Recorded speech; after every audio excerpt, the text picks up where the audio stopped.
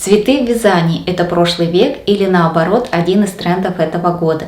Почему одни считают это бабушкиным стилем, а другие носят в самых актуальных образах?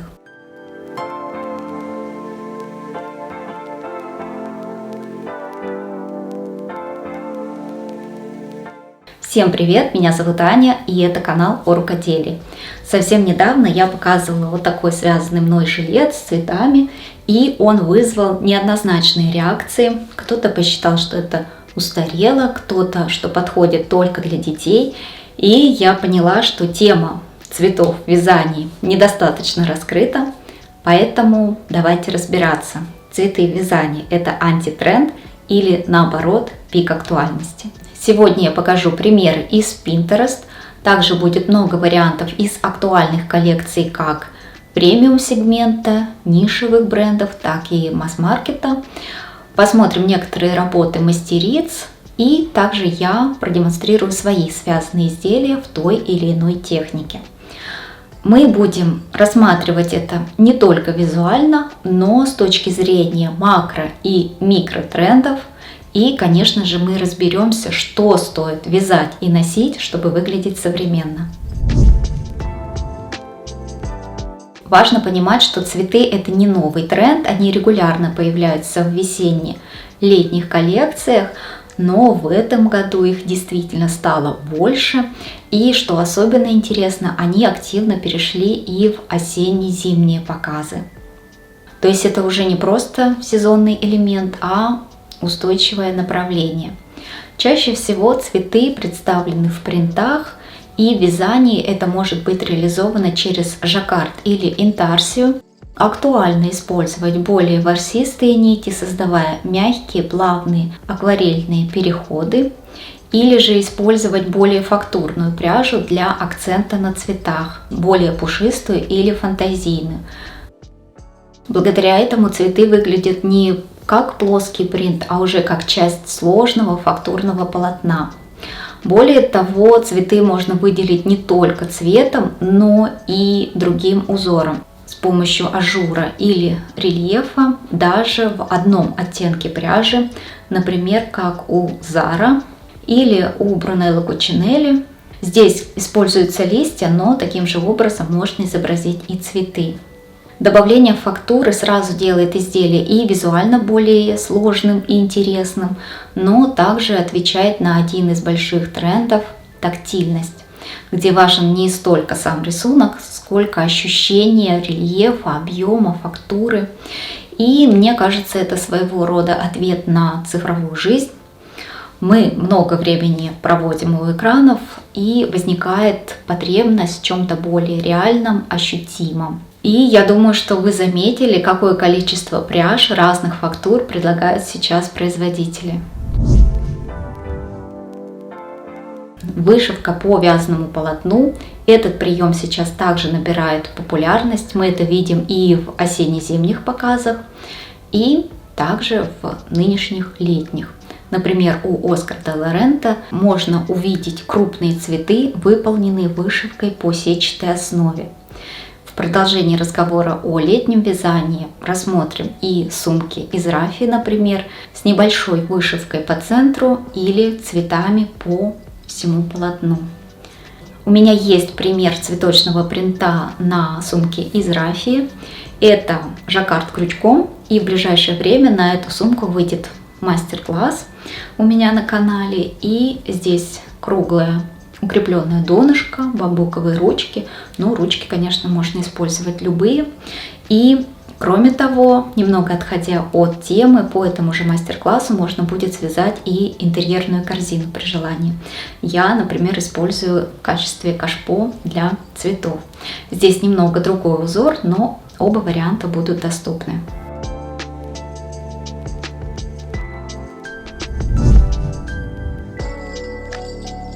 Объемные 3D цветы как аппликации. Если в первом блоке мы рассматривали цветы как часть узора, то здесь это отдельные элементы, которые пришиваются или прикрепляются к какому-либо изделию. Цветы могут располагаться по всему изделию, связанному как спицами, так и крючком. Они могут быть разные по фактуре, цвету, пряже и это скорее работа с декором.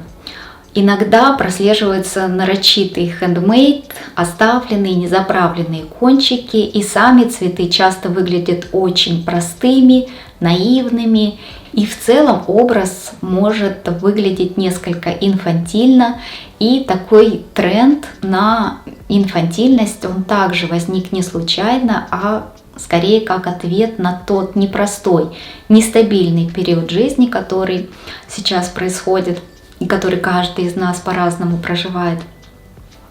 И возникает необходимость в чем-то более простом, понятном, жизнерадостном и беззаботном. Цветы могут быть сгруппированы у воротника, по краю изделия, по рукавам. Как у бренда Chanel, по краю эти элементы воспринимаются как цветы. Могут быть акцентом на базовых изделиях, джинсах, футболках, жакетах, тренчах. Также цветы могут располагаться точечно, на отверстиях для пуговиц, например. Сейчас очень актуально персонализировать, кастомизировать свои образы, в том числе с помощью таких небольших деталей.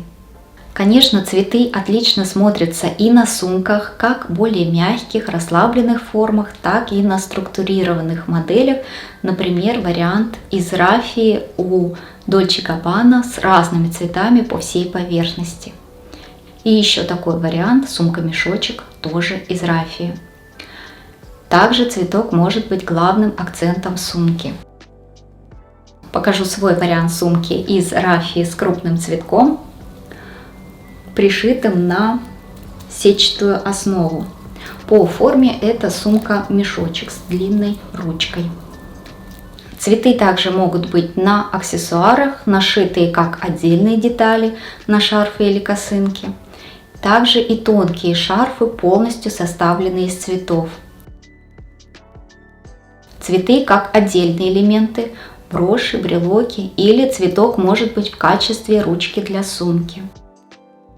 Цветами также можем украсить и обувь, обвесами на сумках уже никого не удивишь, поэтому пробуем и такой вариант, как на более спортивной обуви, так и на открытой летней и плетеной. Почему сейчас это стало актуально? За последние годы усилилось сразу несколько глобальных трендов. Это и интерес к handmade эстетике в целом, это и кастомизация, персонализация изделий и образов, то, о чем мы с вами говорили, это визуальная наивность и инфантильность, и также это устойчивая мода, осознанное потребление. Ведь для создания таких небольших деталей можно использовать остатки пряжи, например. И это могут быть не обязательно цветы, конечно, могут быть ягоды, овощи, морские обитатели, все что угодно. И во-вторых, мы можем давать новую жизнь вещам, просто преображая их или же перекрывая какие-то уже дефекты, маскируя пятна или следы от ремонта, например. Конечно, использование таких деталей в образе может сделать его очень современным, так и немного устаревшим. Мне кажется, безопаснее добавлять один такой элемент, либо небольшую композицию в базовый образ. Конечно, можно экспериментировать и смелее. Я хочу еще раз продемонстрировать свой связанный жилет. Может быть, вы посмотрите на него теперь другими глазами. У меня здесь цветы разных форм и размеров из разных пряж, и расположила я их асимметрично, но цветы у меня съемные, то есть каждый раз я могу делать новую композицию. И обычно такие детали вяжут крючком, но мои цветы связаны спицами, и вам я также предлагаю такой вариант. На моем канале есть бесплатный мастер-класс по вязанию цветка спицами.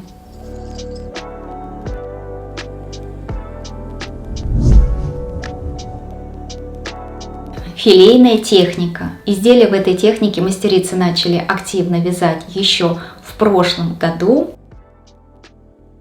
И часто она ассоциируется именно с цветочными мотивами. В этом году я также наблюдаю интерес к филейному вязанию. Много представлено изделий с характерной сеткой может быть не в чистом виде, а в сочетании с другими узорами, либо ее интерпретацией, особенно в сегменте масс-маркета. Но мы понимаем, что если тренд закрепился в масс-маркете, значит он стал доступен и понятен более широкой аудитории. В филейной технике можно вязать топы, платья, юбки, костюмы, брюки, жакеты, рубашки, сумки, как совсем небольшие, так и крупные сумки-шоперы, и также небольшие аксессуары, фартуки, баски, манишки, косынки и так далее. Обратите также внимание на вышивку по сетчатому полотну цветными нитями. Можно также использовать и добавлять фактуру. Почему сейчас филейное вязание стало актуальным? Во-первых, это интерес к винтажной эстетике в современной интерпретации, тренд на прозрачность, на многослойность и в целом внимание к ручной работе. Я хочу продемонстрировать свой связанный топ с цветами по спинке. Спереди топ выглядит скромнее, здесь небольшая деталь сбоку и по бокам есть завязки. Его вязала я в прошлом году, и у меня есть подробное видео о том, как я вязала этот топ. Буду продолжать носить и в этом году.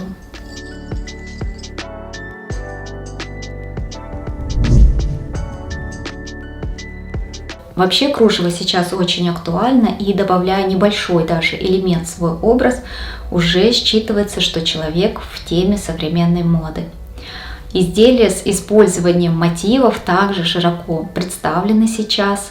Часто я вижу, что такие изделия имеют неровный край снизу, рельефный или асимметричный. Связаны они из разных мотивов, собранных в одном изделии, разных как по размеру, так и по виду.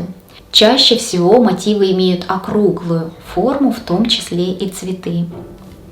Это могут быть и топы, и рубашки, и юбки, платья или такие набедренные элементы, как часть юбки у Zara, например. Сейчас такие изделия актуальны, тренд на кружево, прозрачность, многослойность и деконструкцию. Я хочу продемонстрировать свой связанный топ с мотивами. Да, все цветы здесь одинаковой формы и размера, но край как раз таки неровный и рельефный.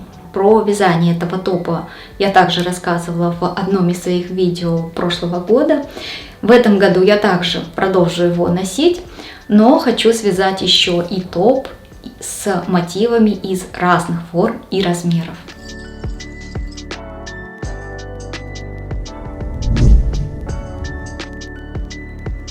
Объемные цветы как часть полотна, то есть это связанные цветы и другие растительные элементы, соединенные в единое полотно, как в технике ирландского кружева или ее современных интерпретациях. И мне кажется, это сейчас самое интересное и перспективное направление в работе с цветами в вязании. И важно отметить, что цветы здесь не просто декор, а как часть конструкции. В таких изделиях часто сочетаются и объемные элементы, и плоские, разных форм и размеров. Часто они расположены асимметрично. Все они соединяются между собой сеткой, благодаря чему получается такое интересное фактурное полотно. При этом часто такие изделия выполнены в одной цветовой гамме, что делает их визуально более цельными и дорогими. Больше посмотрим примеров именно из подиумных коллекций, потому что массово техника почти еще не используется. Например, такие роскошные платья. Если вам есть куда носить подобные вещи, обязательно присмотритесь к этому направлению. Или у бренда Ganni есть и платья, и топ, сумки, косынки. Есть и такой вариант джемпера с очень крупными мотивами, что сложно назвать такую технику кружевом. Это непростая техника, нужно связать много разных мотивов и затем аккуратно соединять их сеткой. Но для упрощения процесса мы можем комбинировать вязаные элементы и ткань, например, или можем связать сетку как основу платья или топа и на нее уже размещать цветы и другие растительные элементы. Они могут быть как совсем маленькие, так и покрупнее, и чаще они расположены асимметрично. Таким образом можем оформлять и сумки из рафии, например, деликатными небольшими композициями. Такие цветы не выглядят просто как декор, а как часть общей конструкции изделия, которое хочется рассматривать. И это не просто связанная вещь, а уже воспринимается как дизайнерский объект.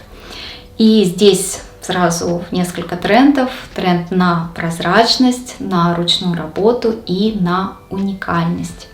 Я, конечно, хочу попробовать связать что-нибудь в такой технике. Скорее всего, это будет топ. И тот элемент, который я использовала для сумки, можно использовать и для топа, только уже в тонкой хлопковой пряже.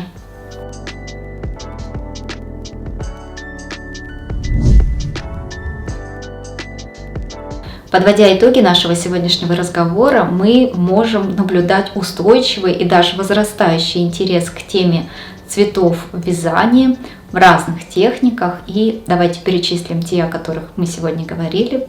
Цветы, связанные единым полотном, но выделенные другой фактурой, другим узором или другой пряжей, более пушистой или фантазийной. Вышивка по вязаному полотну, в том числе и в сочетании с интарсией. 3D объемные цветы как аппликации или декор. Изделия, связанные в технике филейного вязания с цветочными мотивами. Изделия, выполненные из мотивов разных форм и размеров, объединенные в одно. Цветы как часть полотна, как в технике ирландского кружева или ее современных интерпретациях.